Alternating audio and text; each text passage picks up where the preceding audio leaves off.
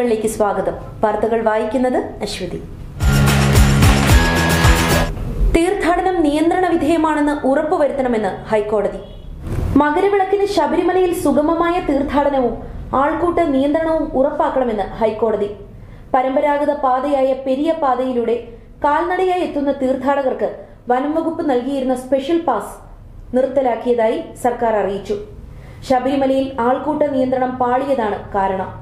അതേസമയം എരുമേലിയിൽ നിന്ന് നൽകേണ്ടിയിരുന്ന പാസുകൾ മുക്കുഴിയിൽ നൽകിയത് പ്രശ്നങ്ങൾ സൃഷ്ടിച്ചതായി ശബരിമല സ്പെഷ്യൽ കമ്മീഷണർ അറിയിച്ചു. വാഹനത്തിലെത്തിയ തീർത്ഥാടകരും പാസ് സംഘടിപ്പിച്ചെന്നും പാസ് തരപ്പെടുത്തി നൽകാൻ ചില ഏജന്റുമാർ തമ്പടിച്ചതായി സംശയമുണ്ടെന്നും സ്പെഷ്യൽ കമ്മീഷണറുടെ റിപ്പോർട്ടിൽ വ്യക്തമാക്കി. 11 വർഷം നീണ്ട അകൽച്ച അവസാനിപ്പിച്ച് ചെന്നിത്തല എത്തി.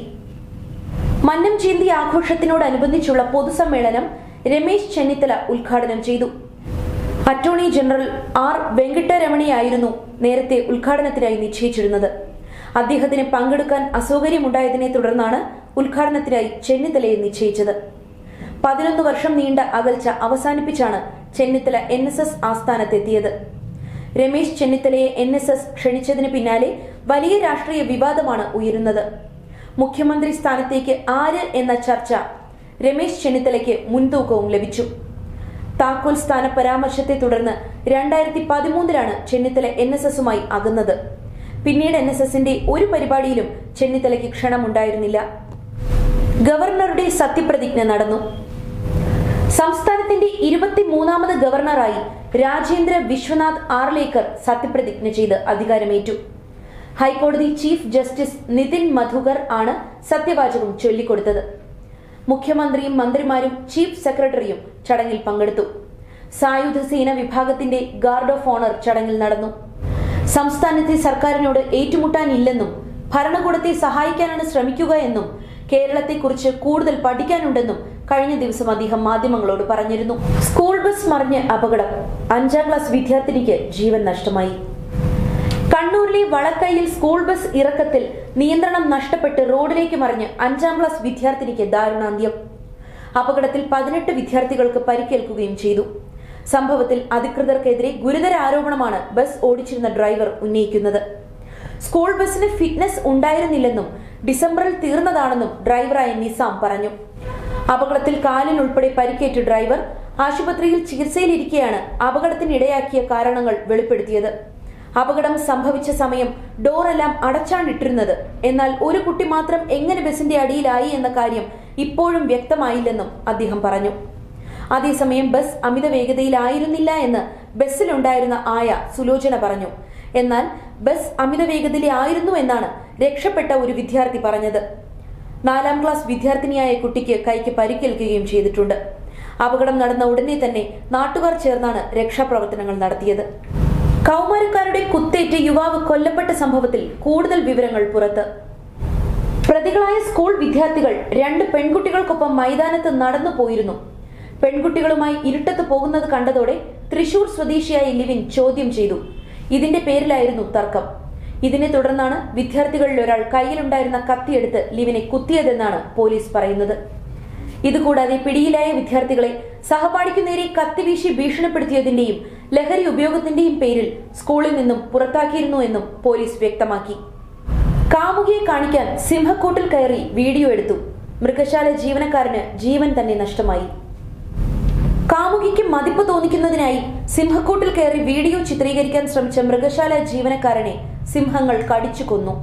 ഉസ്ബെക്കിസ്ഥാനിലെ പാർക്കൻഡിലാണ് അതിദാരുണമായ സംഭവം നടന്നത്. മൃഗശാല കാവൽക്കാരനായ F. ഐറിസ് കുലേവ് എന്ന യുവാവാണ് മരിച്ചത്. കൂട് തുറന്ന് ഇയാൾ അകത്തു കയറുമ്പോൾ 3 സിംഹങ്ങളും ശാന്തരായിരുന്നു. എന്നാൽ അപ്രതീക്ഷിതമായിട്ടാണ് സിംഹങ്ങൾ ഇയാൾക്കു നേരെ ആക്രമണം നടത്തിയത്. തുടർന്ന് ആക്രമണത്തിൽ ഇയാൾ മരിക്കുകയും ചെയ്തു. ശരീരഭാഗങ്ങൾ വേർപെട്ട നിലയിലായിരുന്നു. 4 മണിക്കൂറിന് ശേഷമാണ് മൃഗശാല ജീവനക്കാർ ഇവിടെ എത്തിയത്. അപ്പോഴേക്കും ഇയാൾ മരിച്ചിരുന്നു. രക്ഷാപ്രവർത്തകർ എത്തി 2 സിംഹങ്ങളെ ശാന്തരാക്കിയെങ്കിലും 3ാമത്തേതിനെ വെടിവെച്ച് കൊല്ലേണ്ടി വന്നു. മേഘങ്ങൾക്കിടയിൽ നിഗൂഢ രൂപങ്ങൾ. വിമാനയാത്രികൻ പകർത്തിയ ദൃശ്യങ്ങളിൽ കണ്ട നിഗൂഢ രൂപങ്ങൾ എന്താണെന്നതിനെ കുറിച്ചുള്ള ചർച്ചയാണിപ്പോൾ. മനുഷ്യരെ പോലെ തോന്നിക്കുന്ന ഏതാനും രൂപങ്ങൾ മേഘങ്ങൾക്ക് മുകളിൽ നിൽക്കുന്നത് പോലെ തോന്നിപ്പിക്കുന്ന വീഡിയോയാണ് ഇപ്പോൾ വൈറൽ. എന്നാൽ ഇതിൽ എന്തെങ്കിലും യാഥാർത്ഥ്യമുണ്ടോ എന്ന് സംശയിക്കേണ്ടിയിരിക്കുന്നു. കലൂർ സ്റ്റേഡിയത്തിൽ ഉമാ തോമസ് വീഴുന്ന ദൃശ്യങ്ങൾ പുറത്ത്. സമൂഹ മാധ്യമങ്ങൾ വഴിയാണ് ദൃശ്യങ്ങൾ പുറത്തു വന്നത്. റിബൺ കെട്ടിയ സ്റ്റാൻഡിനൊപ്പം MLA 14 അടി താഴ്ചയിലേക്ക് വീഴുന്നത് ദൃശ്യത്തിൽ വ്യക്തമായി കാണാം. ഇതുകൂടാതെ വേദിയിൽ സ്ഥലമുണ്ടായിരുന്നില്ലെന്നും കാണാൻ കഴിയും. അപകടത്തിൽ ഗുരുതരമായി പരിക്കേറ്റ ഉമാ തോമസ് MLAയുടെ ആരോഗ്യനിലയിൽ പുരോഗതിയുണ്ടെന്ന് മെഡിക്കൽ സംഘം അറിയിച്ചു.